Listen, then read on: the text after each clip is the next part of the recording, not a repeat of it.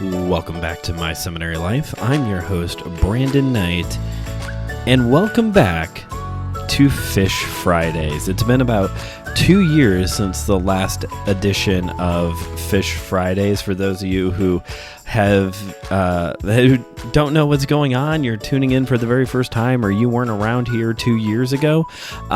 This is a series that I did about 2 years ago, that ran on Fridays while there was still a main series going on Saturdays as well. That will not be happening this year because that's a lot of work for me. I also already have 2 podcasts, so that's just a lot of content to produce in a week for me right now. But during that first initial batch of Fish Friday episodes, I talked a lot about what Lent is, why do Lent, why fast, and kind of took the approach to Lent from a couple different denominational perspectives as well. If you're interested in hearing more about that, there is a playlist on Captivate that has all of those episodes, or you can just go into the archives, scroll indefinitely on whatever your preferred podcast platform is until you find that batch of episodes. This go around of Fish Fridays, though, is going to be more devotionally focused. Next week's episode might be a bit of an outlier, but by and large, it is going to be more devotionally focused. I am currently reading through the book From the Grave by A.W. Tozer, and this is going to be the inspiration for my thoughts in these episodes, with next week being a bit of an outlier. I'll talk about that when we get to the end of the episode. My anticipation is that these are going to be a bit shorter, but we'll see how that goes. I feel like I say that every once in a while, and then the episode is just as long as any other episode of the show.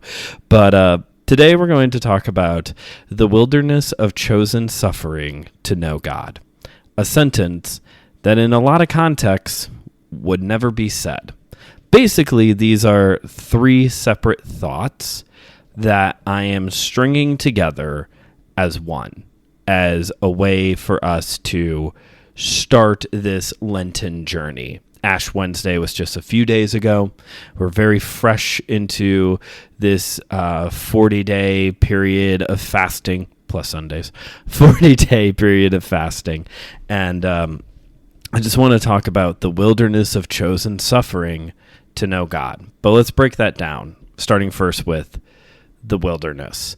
Tozer writes in this book that Lent is a time period where we get to work in the wilderness of our own hearts. It's kind of like the farmer who goes out into his fields to work the land, to cut back the wild things that are growing, so that way the fields can produce good crops. And he compares that to our hearts at Lent. This is a specific time period where we are working the soil of our hearts by removing the wilderness from the wild plants, the wild things that have grown up in us that need to be cut back, so that way we can have, I'm speaking very metaphorically with the heart thing, doing this work in our hearts so that way we may walk relationally with Jesus and bear fruit in doing so. But the wilderness in general, even just going beyond Tozer's illustration here, the wilderness is such an interesting concept because you can't read scripture from the beginning there in Genesis 1 without really understanding that, like, maybe not wilderness in the sense of like everything's all overgrown like we typically think of, but that we are to be living in a garden in intimate relationship with God, right?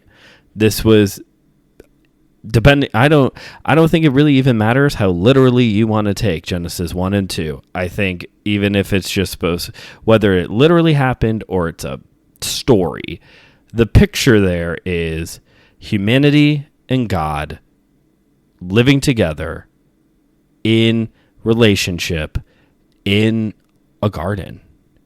And we, his creation, humanity, given the task to work the land and maybe not industrialize as much as we have throughout the past few centuries, but to work the land, to cultivate the land, to be in the wilderness, to represent him, to be priests in the garden, to show his glory in the wilderness. I think that there is something although I'm definitely not the candidate, the poster child for go out and camp and, be survival person in the wild.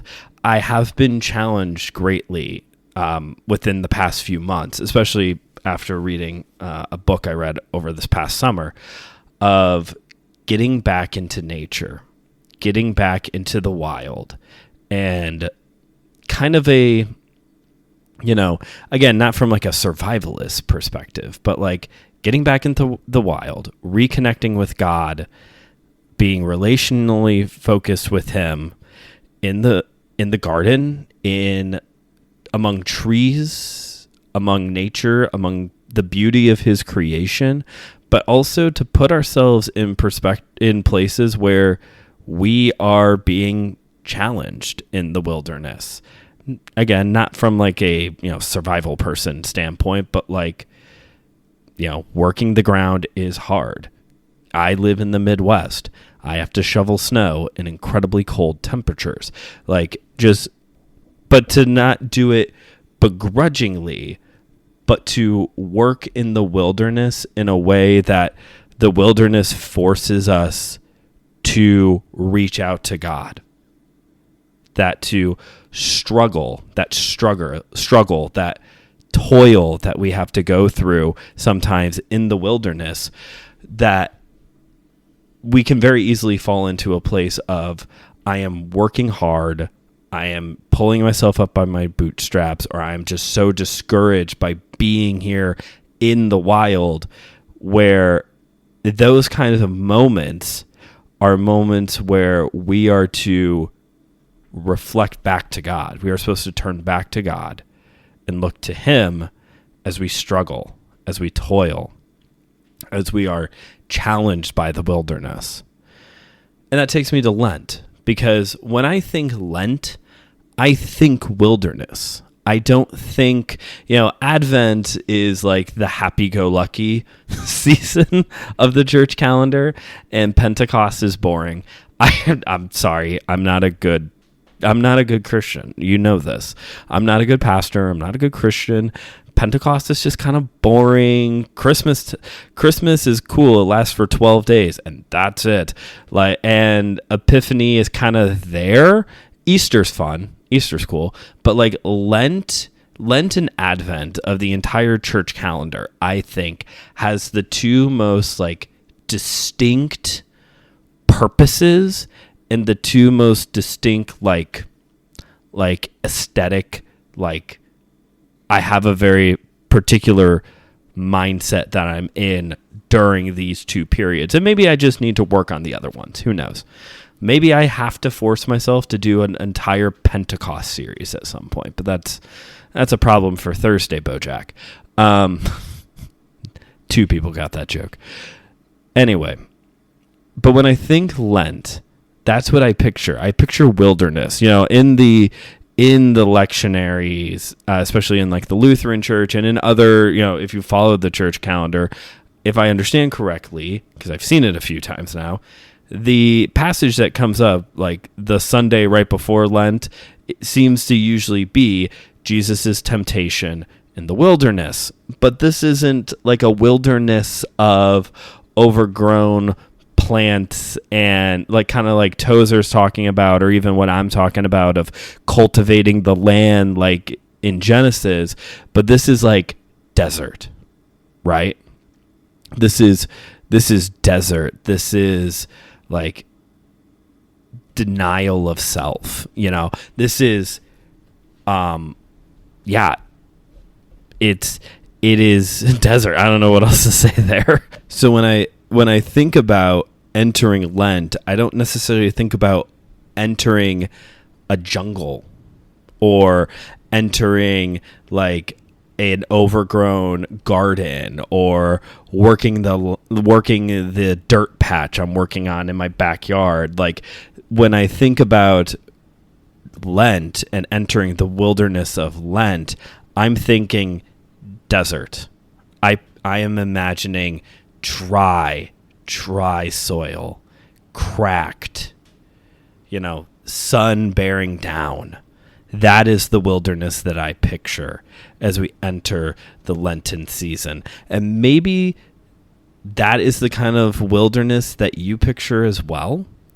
Maybe as you enter this time period, this isn't like a, hey, let's go explore the jungle kind of wilderness, or even as Tozer is talking about here of, working the land to, produce good fruit. Maybe for you, this is I'm entering a drought, you could say. I'm entering a drought period in my life, which takes us to that second part of chosen suffering.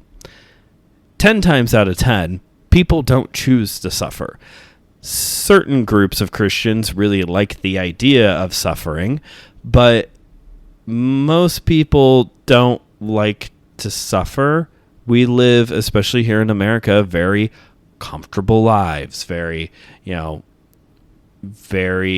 blessed, as some Christians would like to say. We live very, privileged lives at times.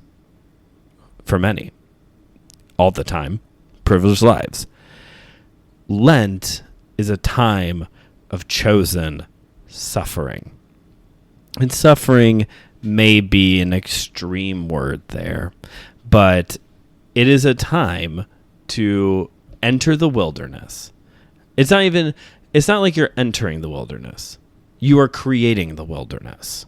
You have created this dry drought area by choosing to suffer. You have, a big part of Lent, not the only part of Lent, but a big part of it is choosing to fast. And depending on your denominational tradition, that could range anywhere from dietary restrictions to I'm giving up social media to anything in between, right? It is a chosen restriction. And we have a lot of problems with that.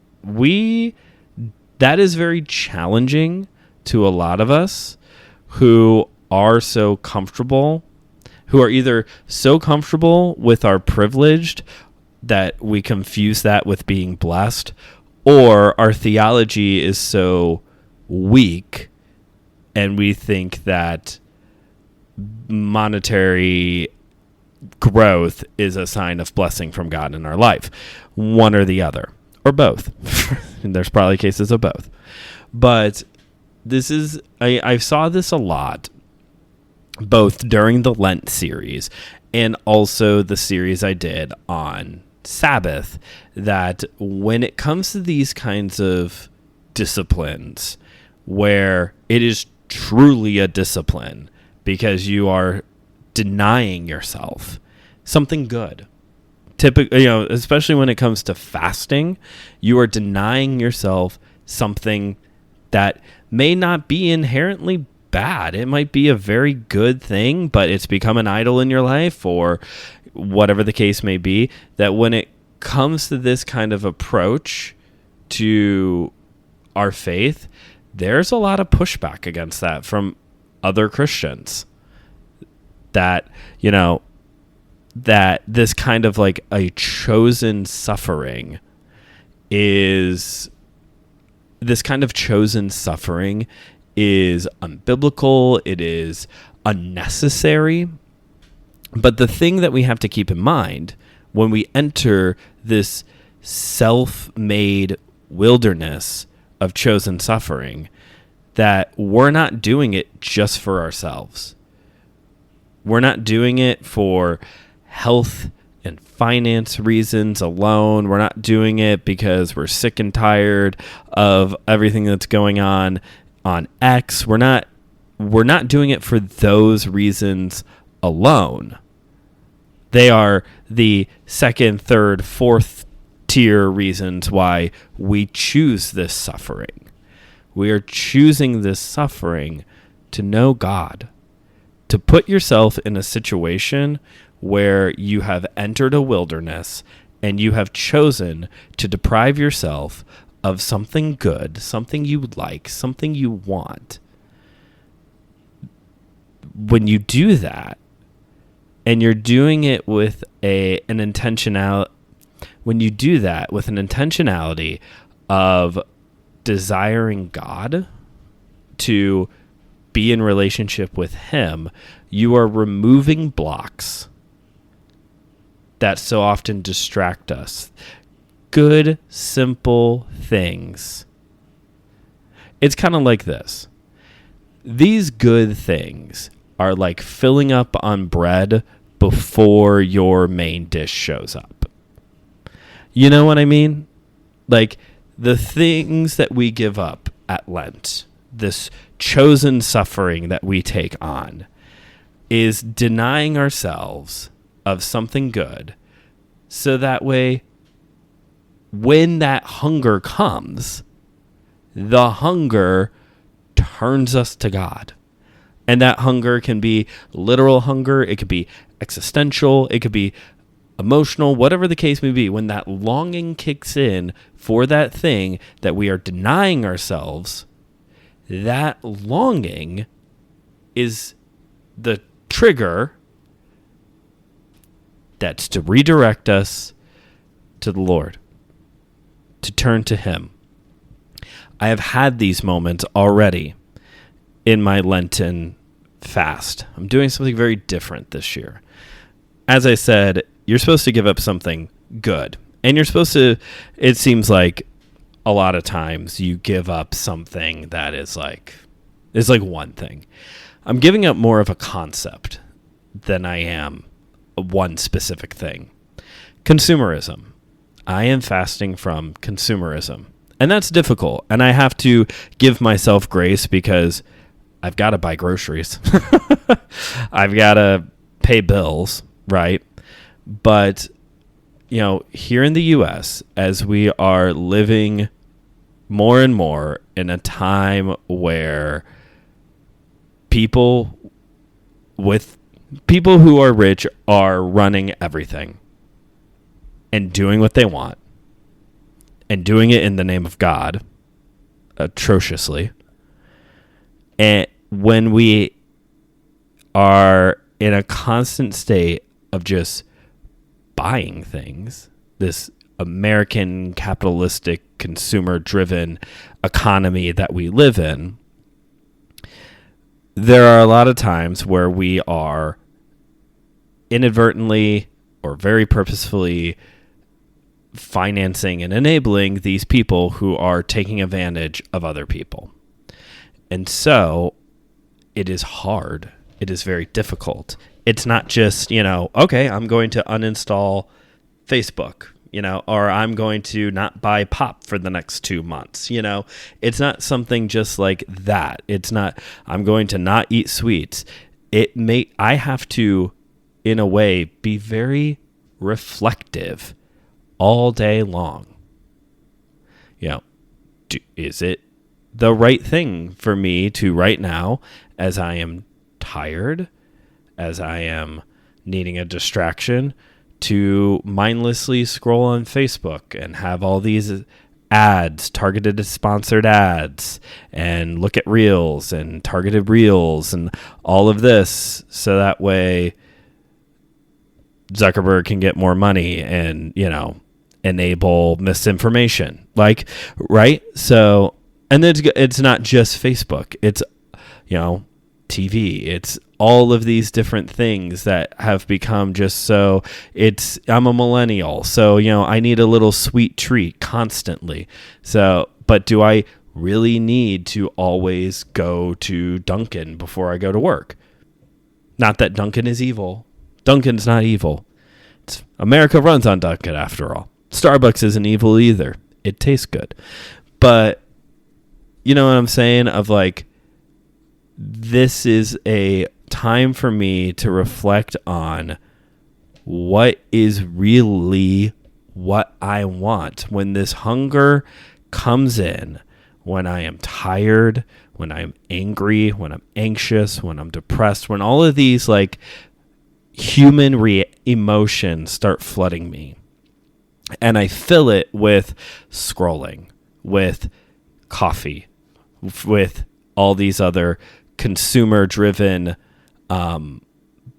fixes, the bread before the meal. If I can just put those aside and actually sit very uncomfortably, the chosen suffering part, with the negative emotions and realize, God, I actually need you in this moment. I don't need a distraction. As much as I would like one, as much as I would like to look at cat videos, I don't look at cat videos, but it's more relatable. As much as I want to look at mindless content, what I really need is you to move in me at this point. I need you, Father. And it's hard. But it also takes me to one of the other kind of less focused on parts of Lent, because the fasting part is a big part of Lent, right? But another part that often gets overlooked is the charity aspect of doing good, serving others. That part of Lent. That part kind of gets brushed under the table. Fast, but also serve people. But what is interesting is that as I am intentionally choosing not to spend money on myself, that does technically free up finances. Maybe not a lot. We do live on a budget after all, but it does free up some finances. So I can give a little bit more or bless people with things. Or, you know what I mean? And I've been able to already in this short time period be able to do that. Is the fasting good for me, for my finances, for my weight, for my health, for my mentally ill brain? Yeah, it is good for all of those things as well. But at the end of the day, we enter this wilderness of chosen suffering to know God. Because when that hunger sits in, it is my reminder, my invitation, that as good as all these other things are, even if they are consumer driven, which is an issue, which is an issue that needs to be addressed in other ways as well, even after Lent, when this hunger sits in, this is my invitation, my reminder to sit with God, to be with Jesus, and rest and look to Him to bring me through the chaos inside. We have entered the wilderness of chosen suffering to know God. And as you journey through these next few weeks with me, I pray for you right now that in those moments of chosen suffering, you will turn to God because He wants you to. Jesus wants you to abide with Him. He wants you to come to Him so that way you may have rest. Be with your Savior these next few weeks. Even if you're not a Lent person, even if you can't get behind the fasting and all to you, it is that Catholic thing. It's not. But, if you're just that stickler, please cut the BS. Let's put this aside and get back to what truly matters. your relationship with Jesus. And maybe that is the starting place that you need to say, all right, I am willing to choose one thing to cause a bit of suffering in my life. This has been Fish Fridays, week 1. Next week will probably be a little bit more uppity because, as I talked about the last go around on Fish Fridays, I really like St. Patrick, and it will be the Friday right before St. Patrick's Day. And Ren Collective has released a song inspired by the prayer of St. Patrick. So I'm going to sit down and I'm going to review the song and I'm going to talk about the prayer of St. Patrick. I did not plan on doing this, but Ren Collective came along and made me change my plans. So that our devotional next week is going to be more Irish. It's going to be more Irish next week. But I'm sure it will still fit within this vibe of just devotional thoughts as we go through this Lenten season together. Choose your suffering to know God better. Thanks for listening to this episode. If you haven't yet already, please consider rating or reviewing the show wherever you get your podcasts. Pass this episode along to a friend, and make sure you check out the YouTube channel, Studio 219. That's where all of my video content is at. So if you want more seminary or faith and pop culture related content, make sure you subscribe over there. You can find a link to it in the description of this episode. This has been Fish Fridays. Thanks again for listening. And until next time, this is Brandon signing off, reminding you, as always, wait for it, that theology is best served with a side of coleslaw. And yes, I'm really excited to finally be saying that one again. See you next time.